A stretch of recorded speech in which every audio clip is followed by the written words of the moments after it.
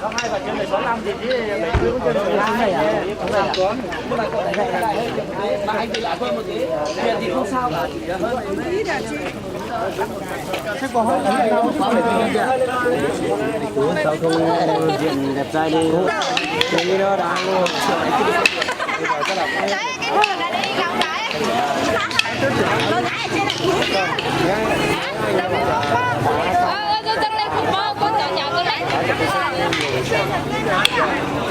Mình đi xem tí nào tí nào đá đó cái mặt chú nha. Ở trong bóng này đó. tôi mở nó bờ rừng câu Rừng câu à. Rừng câu thì à. đúng rồi à mấy mấy để xin rừng câu rồi à Cắt tao lên đi. Đúng rồi. Đi. các bạn nhỉ tôi nói Có tụi em gái nè. có tụi em gái đâu bây hôm đi chăn đâu Đây, em gái thì tụi dây dâu đó.是啊我还都也是学中的了đó đó Nói giờ, tụi dân là nó là. rong nó thế à nên tôi đi tôi Đi tụi bác ra được. mất hà rồi ồ nó xe kìa xinh lắm Đấy, để làm bông sắp bạ. không ai ném mạnh không ạ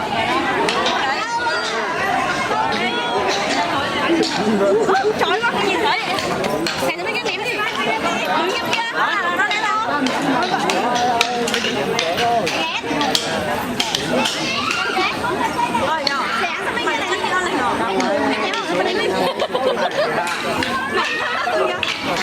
Hai đầu bích mô tất cả các bác anh chị em, tất cả chú ý lưu ý một chút, tất cả các thầy đoàn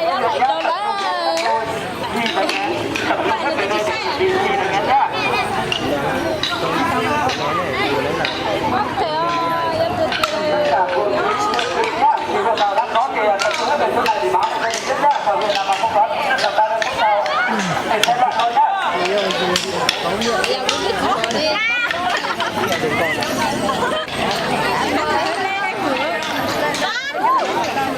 Anh em bao đi. Không có bao à này. nay được tôi bỏ hết tôi là số bỏ tôi tôi是了赚钱的路了tôi是các bạn tâm từ lâu tao thế sáng mua đấy à lúc nào sửa lúc nào chế tao từ lâu à lấy tiền tao bao mà chế tao từ lâu đấy chỉ bán tao bao ai các bạn bao tao lấy tiền đi à cái lúc mày hôn đi chả nào ký sinh ra ký sinh ra à xe có tí có sắp thu mỗi lúc mong làm dân câu đã giờ là gì lúc cái à con gì luôn à mong gì lúc rồi mong bảo từng chạy mong thì từng gì lúc bây giờ lấy gì lúc giờ có con gì lúc nhá cô lúc thấy giang thị ký già nó xuống giang thị ký à giống xe à cháu Facebook nhiều lúc bay tiệt là cũng thiên nhỉ nhiều lúc bay tiệt thế à cười là xinh gái có tất là cần đấy là hậu lửa cần đấy là cay nó thế à nhiều có cháu đó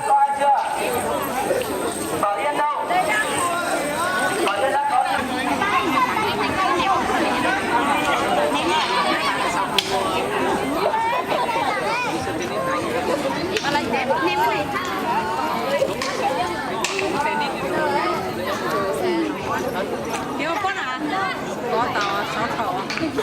Cả 4 mắt 6 khẩu.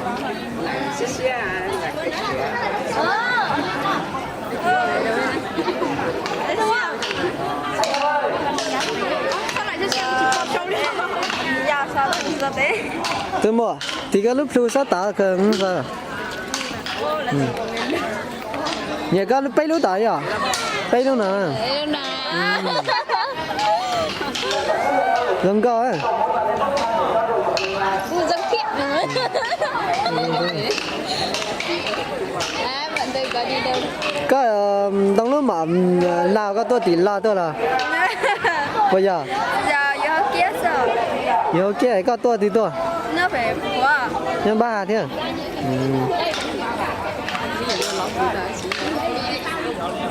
Chứ có bạn lại tôi lọc nhớ. Nào đúng rồi đi anh.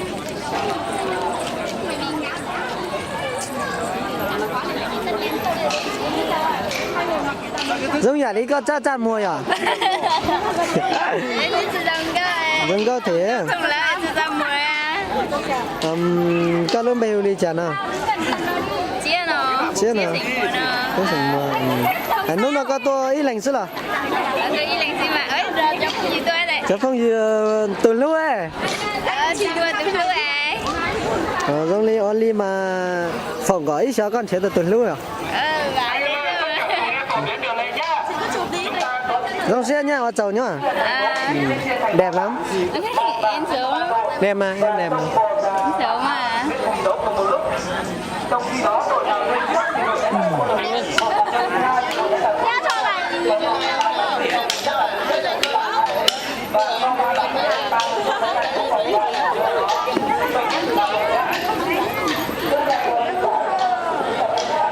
Vâng, đây là những cặp tình nhân đang tự sướng. Đây.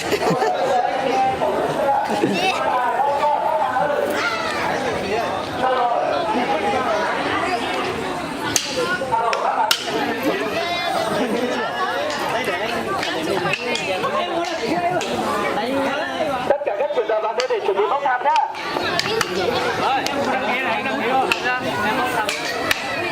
Nào cố bỏ giấy ra đi.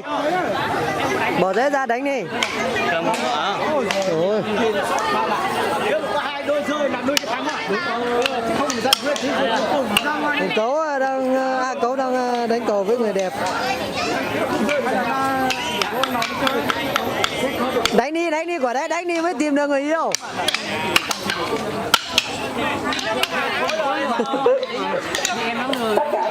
Em ấy ra đòn, Cấu đã không đá được. Mà hai bên còn lại mà mãi không rơi mà hết giờ mà vẫn không rơi nhá. Thì tất cả anh em khán giả đây cùng chú ý và tất cả đến cùng gọi là cùng bầu lên xem là đôi nào đẹp nhất thì ta tổng lên để lấy nhất nhá. Anh thấy giống cốc cây không?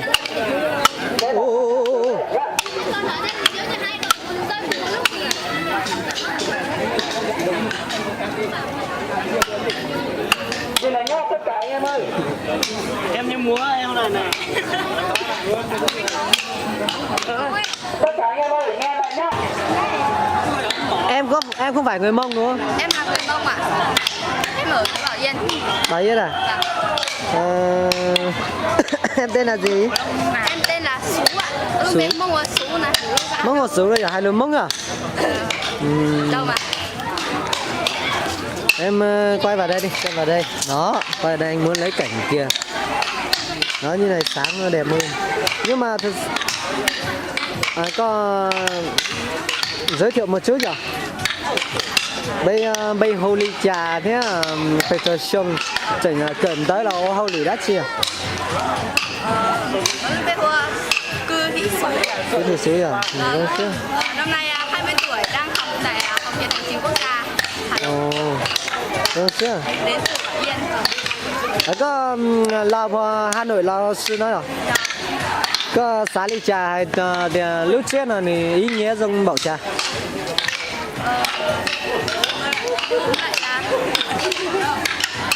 Vui là chủ yếu. Vui là chủ yếu. Vui lịch sử à? Mọi người chụp lại nhá. Bây giờ là tình nguyện Giống xe này có cỡ sông bên trời rồi à? Sông không? Anh Hiến, về đây thử. Lúc nào có tuần là nó tí ở sư tí ở ở chào à? Chị ấy đang có món mua thì đó thì Thi à? Có thi đã chưa? thì trang phục ạ. Có thi trình diễn trang phục à? Giống xe.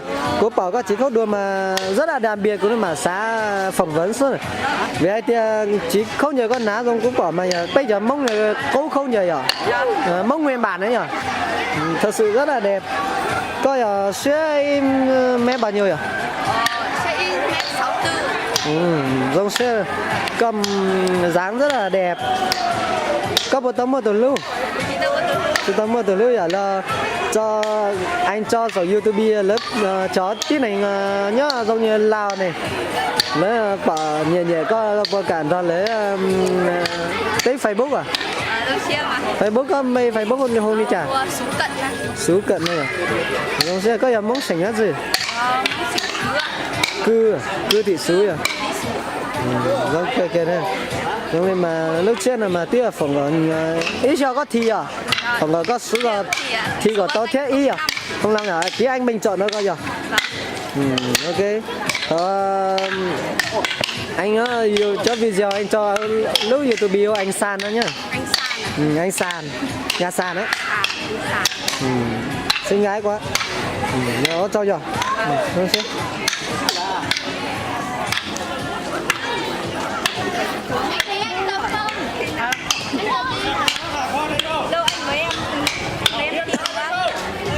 Anh em mình đi nhá.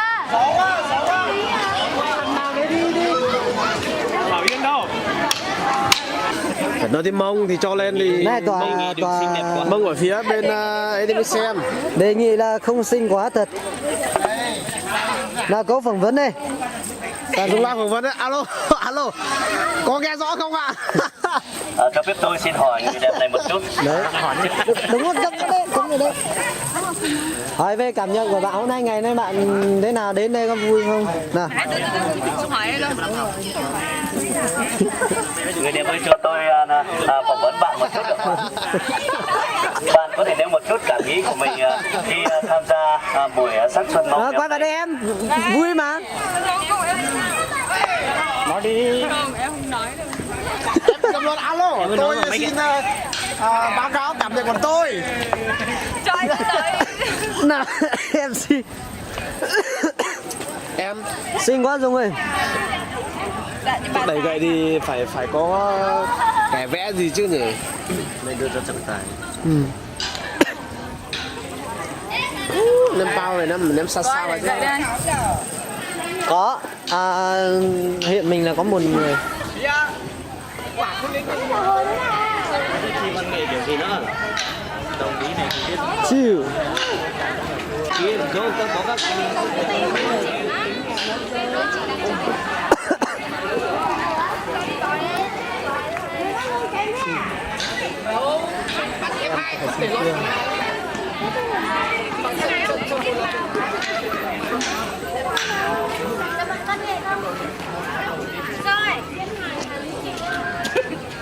nhiều đồ đấy. Đây là Hà Nội. Chưa Hà Nội. Được rồi. Em.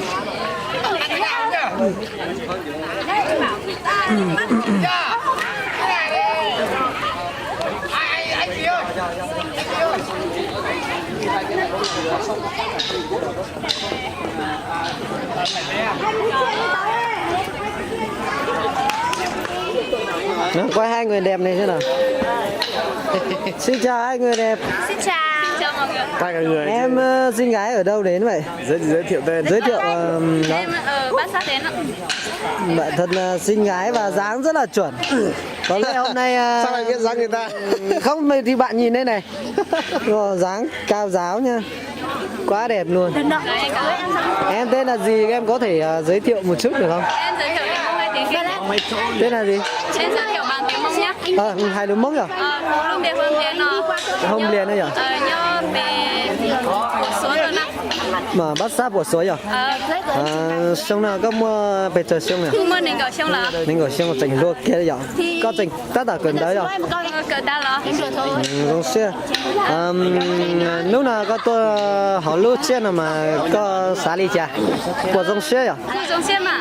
Đi đến đâu để gần đây là Hà Nội nè. Đâu để chỉ tôi là nó chưa đi khó loại dễ này nhá. Dòng xe có ly có cháu nhá. Có vô cả có ly Facebook nhỏ, Facebook là số điện thoại giờ. Giờ mà cuối một cho sổ mạng lấy túi bỏ nhẹ có mà hun đó có thả tiếp vào tàu. Đi tàu. Đó gì?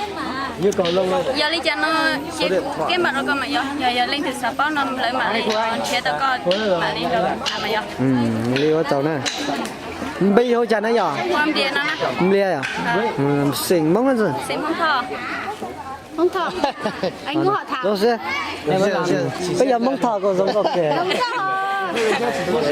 là nó giờ biết từ mùa mông thọ này lên từ nhẹ mà rất là ok đấy. Bạn của em đúng không? Bạn của em đây. Đấy bạn của em. Không nhưng mà bạn ấy rất là xinh gái thật sự. Cao giáo. Rất là duyên. Nick của anh là cha thỏi ạ. Anh về mong thật đấy.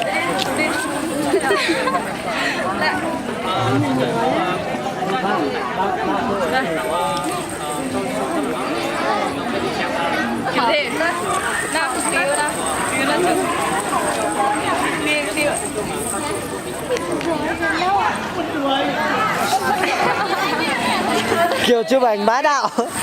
Thì nó chụp ảnh xong nè. Anh em mình ném đi đâu đi đâu. Đây mà. Đây mà. Thế nếu nào có bỏ dòng xe phỏng vấn cơ có một cảnh đó đâu thì số tàu bây giờ lúc lì à lúc lì là các bọn cho Việt Nam do cờ nếu nào có tôi họ xem là ý lệnh rồi tôi ý lệnh rồi tất nhiên tôi cho nó chơi mua tàu lệnh đi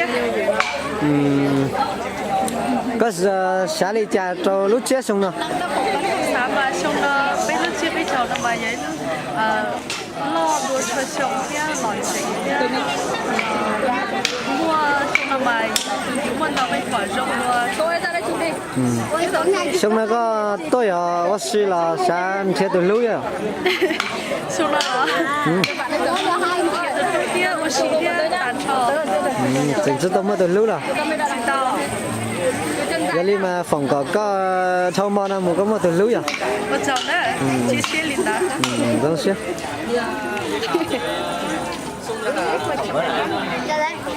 phỏng vấn đẹp mà rất là đẹp luôn đẹp mà trời sao lại có gì đó ai cũng bảo là đẹp ai còn chỉ nào chạy bể đấy mà Rồi em ra đây cho anh ấy phỏng vấn. Ra đây cho anh ấy phỏng vấn.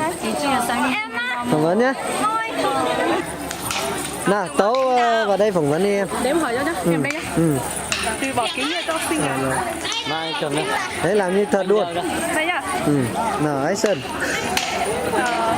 trong là tôi miền Lào nhé có lúc bé kia có nhộng của cả nó nhớ thì ta ba cho à đây có gì cả đó chị cũng chỉ cả xong thì cả cho anh đào giờ Lino có giờ mút khổ bây giờ tôi nó có tua ấy con ba đó chị tôi tập với luôn thành đó mũi tôi cái chim ba chị đi chị mũi tôi cao cái được chim nào giờ đi có gọi du lịch nó có cho cái xã đi có cho cái bao số cả nó có thảo thì bây giờ nó muốn nó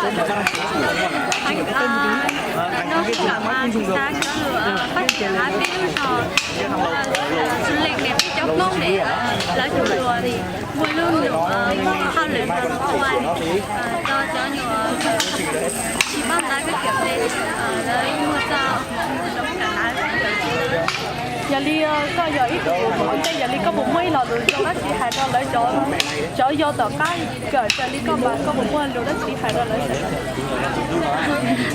cũng tám mũi là được hai cho tờ cái bây giờ mong mà cho chúng ta cảm thấy rồi bây cả ta mấy từ là bây giờ chúng ta giống bây giờ mong nó giải mù cho nó từ là như thế thì chúng ta phải chọn mong cho lừa đi và thì cái bây giờ mong mua có lò được cho một chậu nha còn bây mong và mình sử dụng của mình nữa cha này Chị không thế. như sáng nay tôi chưa nó bảo giống như chồng một phỏng vấn người đẹp này đi đưa nào em ơi phỏng vấn một chút nhá chị là chị biết là nhất là Qua đây. phỏng vấn nha. Phỏng vấn nha chị. Phỏng vấn ạ. Chị đấy không hỏi nhất là bình thường rồi. Hai chó hai lúm mông nhá. Chị bắt hàng đúng không? Chị bắt hàng đâu luôn. Bóc bảo trà hay bảo trà? Nung chứ dùng gì cơ? Nung dùng gì á? Chó tao à? Tên nó tao à? Lúc trước là có hai chỉ tao có hai lúm liếc mà. Nhỉ. Đấy ok. Nhân rồi tôi nhận là có thân nó có lùng bể chứ. Có nhớ có tiền tuổi à? Lùng bể qua phương là của nhà bảo thắng cửa. Đấy có chỉ cả rất chiều. Đúng à, phải không chỉ cả nó phải trường ra đặc biệt. Lúc nó trong bây giờ thấy chưa có mua cổng lúc mình là trong đi là nó có thứ của nó. Nói là thấy chưa một tuổi. Giờ đi cho tôi là con hỏi khi là tôi kiểu bên lý mong lý bên của là có tôi thiệt rồi là tôi lý giải nhé. Em đến đây là để giao lưu với mọi người. Em không hiểu câu nói của chị đâu lắm. Đúng nhất. Hai lúm liếc. Alo bây giờ. Nó không ra để hai người dù. Thôi anh không cần chị ba đến hiểu nhiều tiếng hiểu. Rồi cảm ơn nhé. Để còn thân nhá. Làm là chân dài được. Làm nào chân dài là được.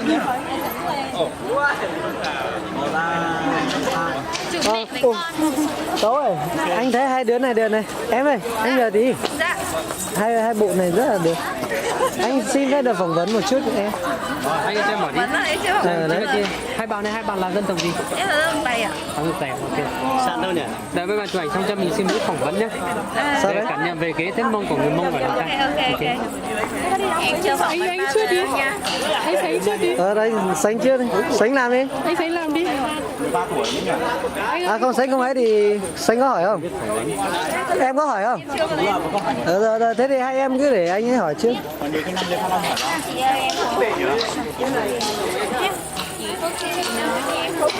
Đó ạ. Anh bỏ từ cô dòng co kìa nhở? Đi đâu?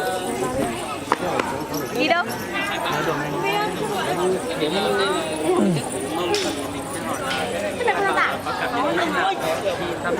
Nhiều quá. Biết nói tiếng Mông không? Nói tiếng phổ thông đó. Ok.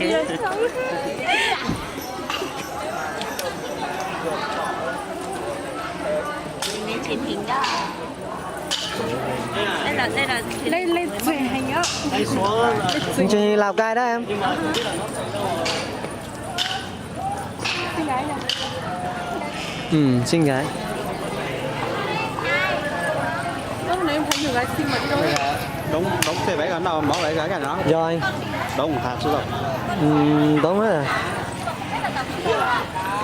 Cuộc sống của bạn cũng rồi. Đúng mấy người 200 hay 300 nữa. Bận lắm không? Anh nghĩ là chúng ta nên vào và xem các bạn ấy chạy một vòng rồi tòng cho các bạn đang chạy ta rồi.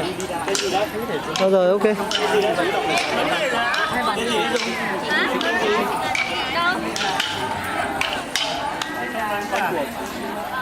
Ngọc Châu gần không?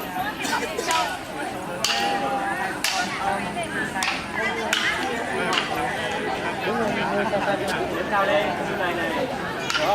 Cầm cái hỏi.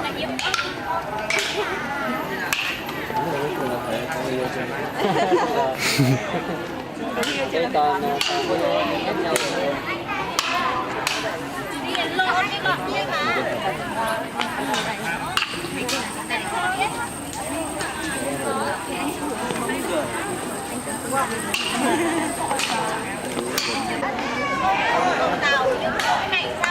Bây giờ mình có đầu tiên tay cái này thằng kia coi xong rồi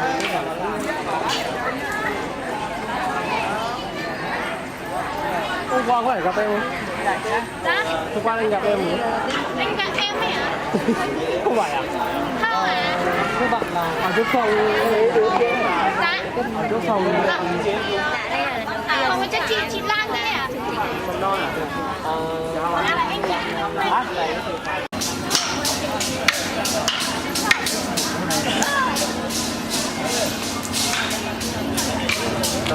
là bên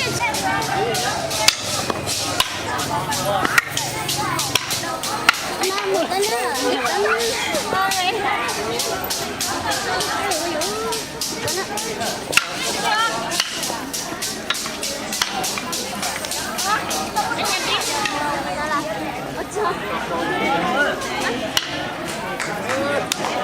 tôi muốn đấy bây giờ đón đi thế tôi lưu chỉ nó chứ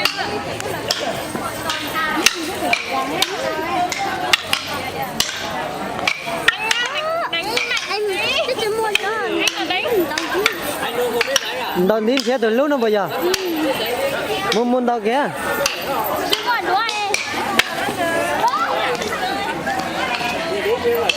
giờ lên tôi chỉ tao mua tôi lưu à muốn đón đi thế tao tôi lưu à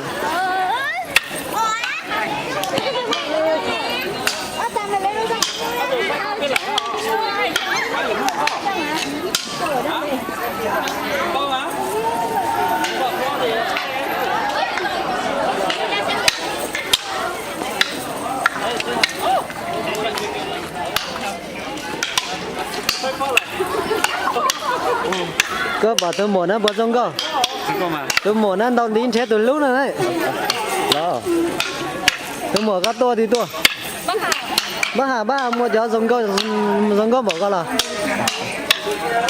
xinh nhỉ nhìn ra ảnh nhá nhìn qua video quá là đẹp luôn ấy xong tập với cái lúc bây đi chả nào cú nào súng nó chỉ có sành mông nát gì mông thọ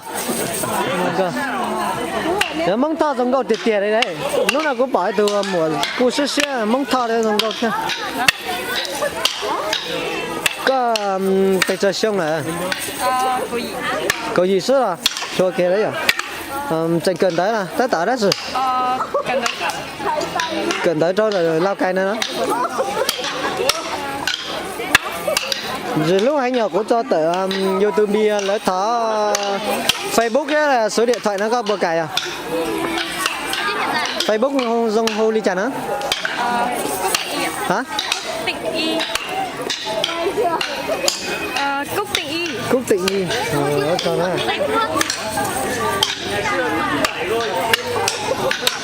chẳng vừa chẳng đầu có lần đầu nữa ít lần một lúc mà có một lúc rồi có một lúc tao lần đó mà lúc nung giống có thế à tại sự nó cho nó biết tao bỏ nè sự nó còn biết tao giờ cho vàng nghề nó nào ít phần đồng tiền chỉ nhà đồng tiền ít phần cái nắng đấy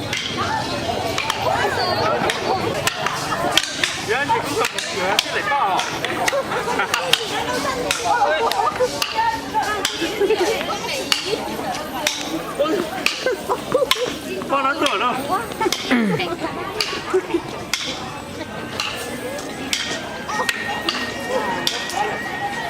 nó được tao để con con để con rồi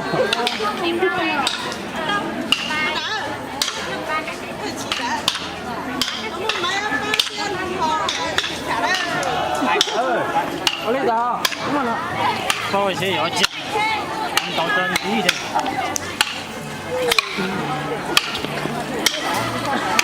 tao bị gì sao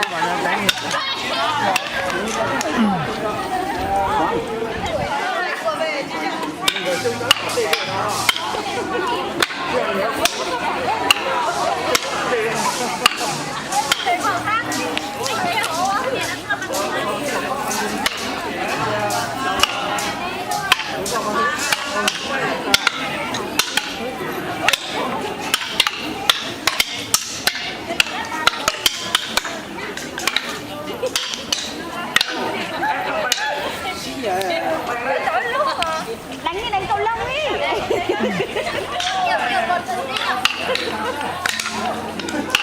tôi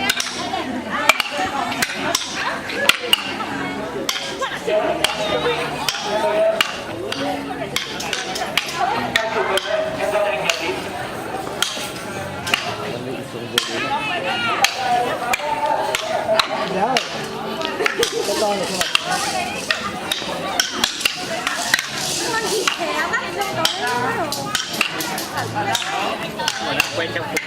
Quá đẹp luôn. Bạn nữ nào cũng đẹp. Các bạn thấy bạn nữ này có đẹp không? Quá là đẹp. Mà bạn nữ này đã đi một con ô tô màu đen bóng loáng ra, mình thật là bất ngờ. Rất là trẻ tuổi lại còn tài giỏi nữa.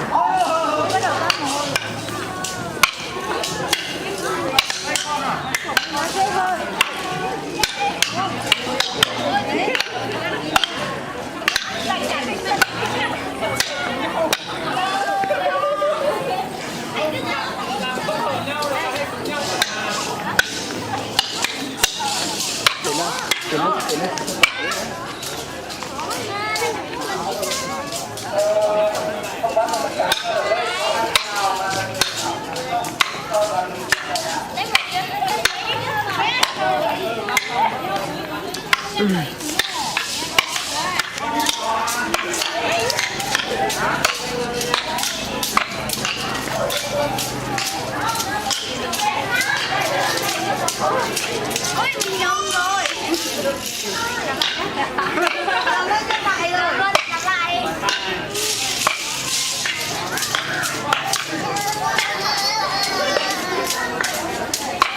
Anh Sáng anh làm gì ấy? Anh quay phim. Nào anh quay phim gái xinh à? Ai lấy đâu ra một cái này đấy. Cái này em mua đấy. Bao tiền? Hả? Em có quần áo Đấy, 5.000 nữa. 5.000. Này, hôm nay có bộ áo đẹp thế. Em à? Mua à? Hở đâu mà hở? Như thế mới thấy hàng thật. Chả, từ lúc nãy giờ chả thấy người yêu khen xinh cả. Mỗi chỗ hàng thật thì quay ra hàng gần như chỗ khác chất đỏ. Nhưng phải hàng thật đấy nhá, khoe hàng giả không được đâu. Hàng thật đấy, không giảm một tí nào luôn. Thật 100% luôn. Nhìn cười xinh quá mà chạy luôn. Đây. Nào, Thanh phỏng vấn đi. Rồi. Em ok áo. Ở đấy, hai người đẹp vào đấy. Không không, Thanh cũng phải vào đấy. Bảo nó bộ này. Rồi. Nào, phỏng vấn đây nào. Xin chào người đẹp. Người đẹp đến với buổi party ngày hôm nay với mục đích gì nhỉ? Em đến đây để giao lưu với lại tìm một nửa kia của mình.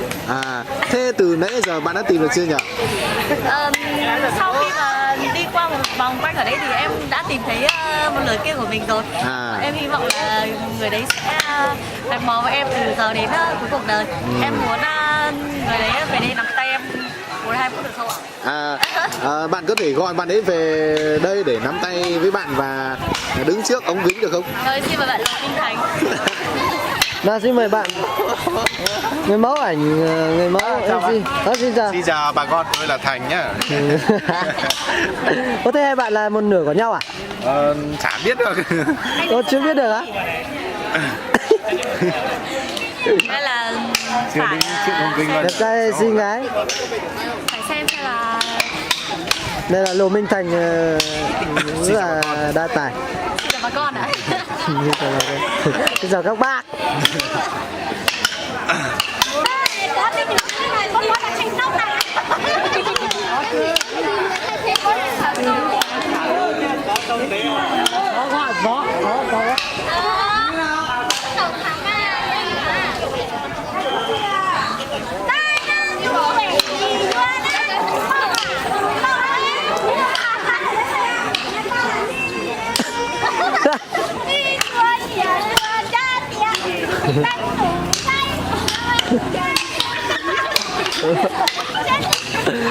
Hát to lên em ơi. Em đang chơi nhau anh có biết hò nữa này.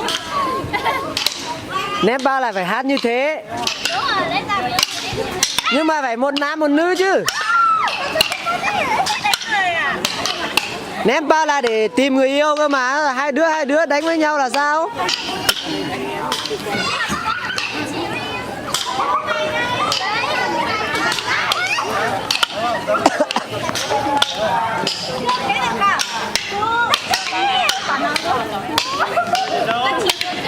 Cứu cô.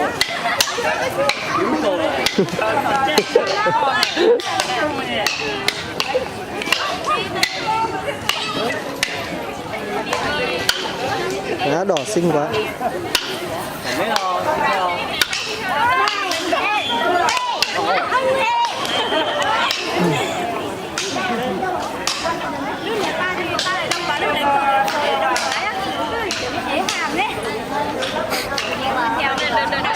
Hết rồi à? Bên này hơi chói. Chói mà.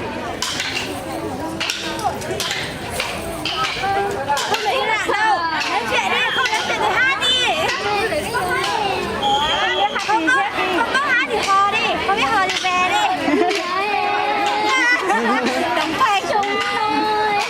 Vô đi vô trong. Trong nào phải ở bên trong à? Đúng không? Đây kho xe muốn nó. Kho xe kiểu đi vừa. Hay nhờ. Em tối nay đang có bài tới không? Dạ. Nói đến thỉnh.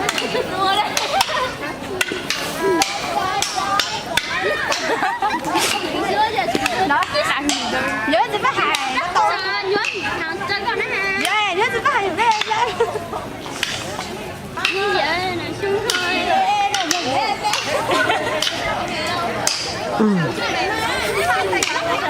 Anh thì chị mèo. Không mắc là được. Anh đuổi vợ con anh tính hết. Cho sao sao? Mắc mèo á. Anh cứ mồ hôi đi. Con là đang nghỉ hưu. Đang nghỉ chế độ. Ê. Con đang nghỉ hưu. Chỉ máy.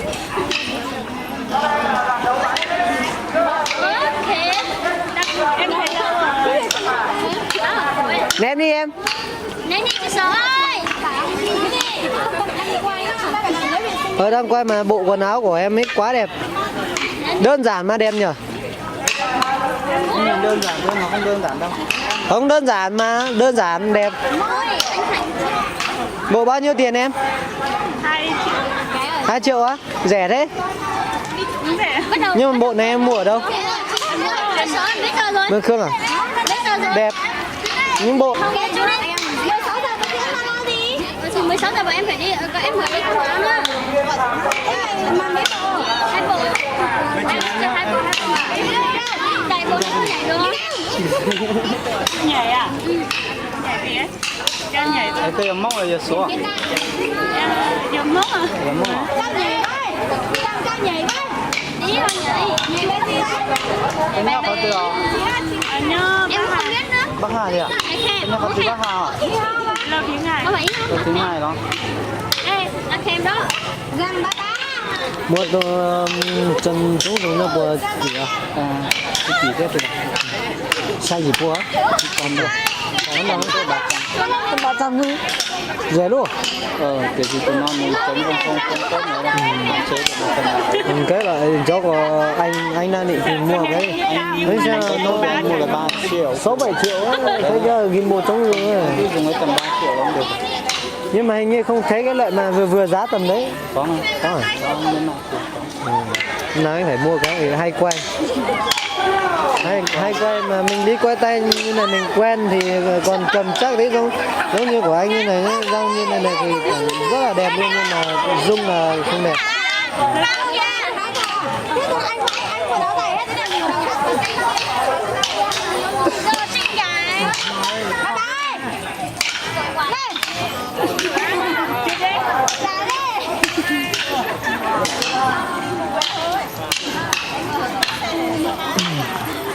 Chị cờ có thằng chu nè. Em thấy nó sợ đi vậy à. Chị cờ tắt cái hàm à, xong rồi mua xong.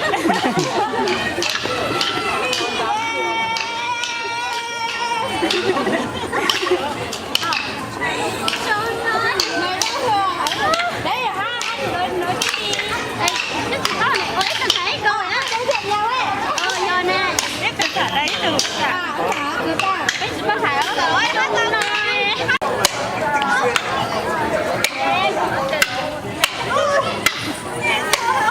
Cháu về không chào anh nhá. Chào anh rồi mà. Tắt ra là đi bỏng chân. Con này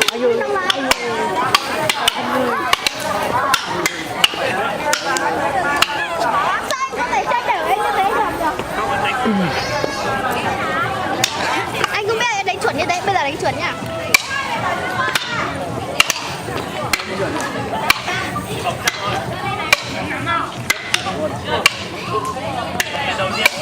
Trường nào? Chuẩn là bên phải.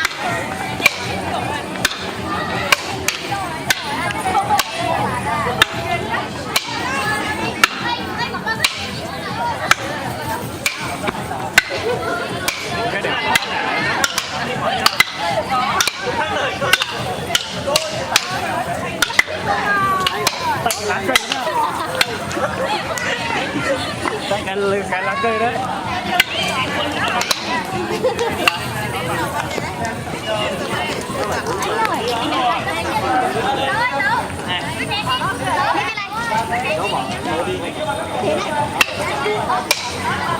Ô, cái này còn dễ đánh hơn này. Cái này đánh nó có độ nhạy hơn. Cái này thì không rơi bao giờ rồi. Cái này thì đẹp rồi.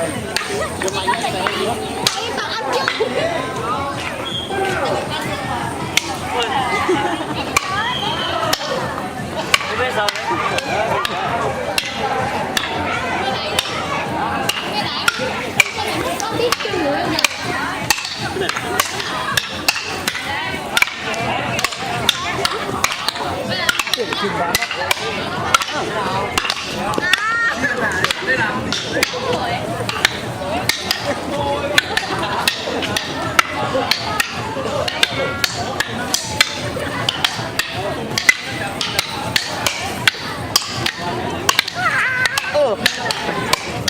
Hai người đẹp này xem nào. Này chụp ảnh thôi không quay nhá. Anh quay video không quay nữa. Anh quay mà, quay mới đẹp. Không, quay không đẹp anh chỉ cần chụp ảnh. Sao giờ này em gầy thế? Em á? Ừ. Em lúc nào cũng thế mà. Anh thấy em thế em xinh thế hả? Không, em xinh anh biết rồi.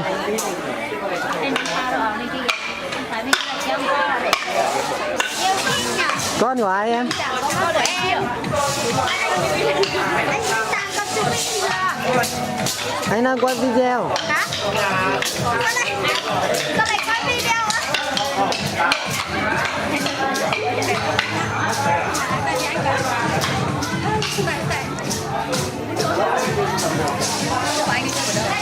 Đi bên kia. Hôm nay anh phải công nhận là thấy bạn nữ nào cũng xinh. Bạn đang xinh của em. Thấy bạn nào gặp bạn nào cũng thấy bạn ấy xinh. Mỗi người xinh một kiểu. Đây là ngày của chị em phụ nữ hay sao ấy? Đúng rồi, hôm nào cũng là ngày của chị em phụ nữ này. Đẹp nhỉ? Đâu em xem. Khiếp em xem nhưng thì quay ai? Đây, để em đứng. Đấy, quay đứng đấy. Ui xinh nhở. Rồi, đẹp lắm. Đấy, ui xinh gái thế. Chào nhá. Sao chưa? Chào anh Sàng nhá. Trời ơi, toàn gái xinh kìa. Cười duyên hay là duyên? Đẹp mà, xinh lắm. Thật, rất là đẹp. Để mấy ảnh như này giống như hệt mình tí mình hay nhầm. Đâu anh đang quay thì tí nữa. Tê lắm. À, đấy, chị ở Bắc Hà. Chị cô giáo. Tí anh hỏi cho.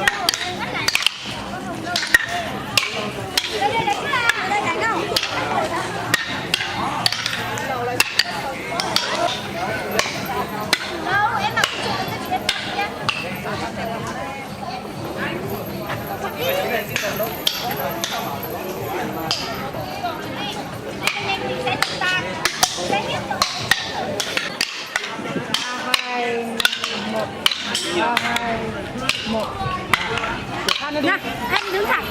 Cho nào em quay lên. Không có nghĩa là em này nè. Em quay lên tựa vào đây này. Đứa này đẹp nhỏ. Anh đứng thẳng đúng không? Quá đẹp luôn. Nhìn ra kia. Sờ bái em ơi. Chị lên xe này. Nhìn vào đây đi. Nhìn ra kia em con à. Sờ bái em không sờ được. Đừng ngó ngó. 3, 2, 1. Mấy con. 7 giờ 30 chị. Nghỉ được 4 giờ hoặc 4 rưỡi tối. Bắt tay phẳng. Để bao giờ phỏng vấn em này nhá. Tôi bảo không được bắt tay như này, phải như này. Thôi. Em học môn gì vậy em? Không cần đâu. Học môn gì cô giáo dạy đấy? Em học môn du lịch. Học du lịch à? Môn gì nhỉ? Địa lý du lịch ạ. Em xinh gái đến từ đâu vậy? Em Bắc Hà. Sao em? Ở ngay bên lửa chỗ 2 chỗ đảng chỗ 1 ạ, lửa chỗ 1. Dương có kia đây.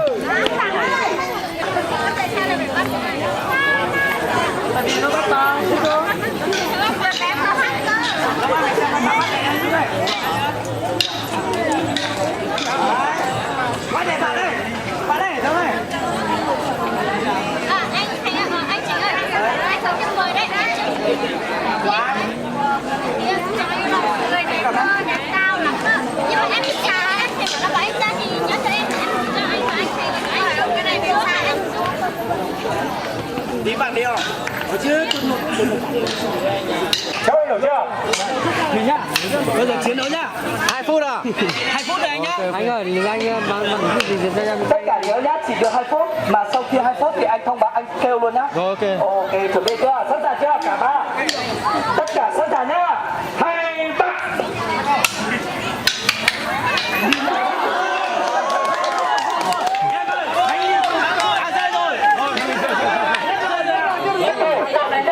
Đây cái nhất nó còn chưa kịp cắn nhất. Đây, xin mời cái nhất rồi nhá. Chưa kịp cắn câu như nào Nhất anh cứ thích là nhất rồi đây là được rồi. Đây đây em cầm bút em đánh này tích cho nó nhá. Tiếp theo nhá. Bảng B, chuẩn bị nhá. Bảng B là thành phố Lào Cai, Văn Bà, Bảo Thắng nhá. Lào Cai đâu? Lào Cai rồi và Bảo Thắng đâu? Bảo Thắng có ai chưa? Alo. Thủ qua đi hả? Văn Bàn có chưa?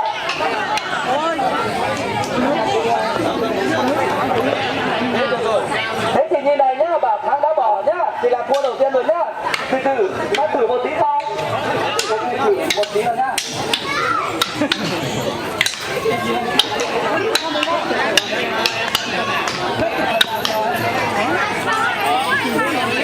Các em ơi, gặp lại mấy cái câu đấy để một chỗ nào. Được chưa? Sẵn sàng nhá. Chuẩn bị nào. Từ nhá, chuẩn bị nhá, nghe hiệu lệnh nhá. Chuẩn bị. 1, 2, 3.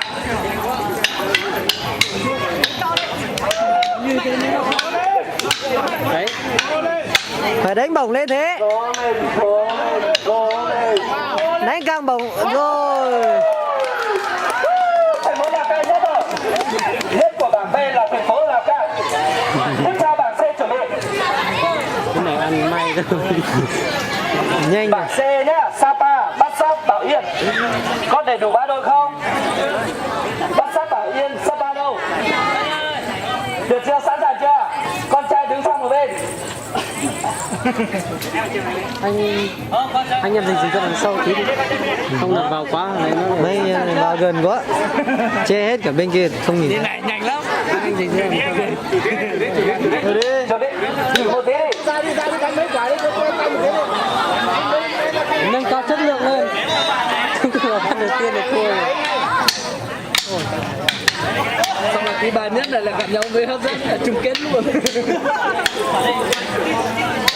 Bạn xong cái đấy là thi rồi.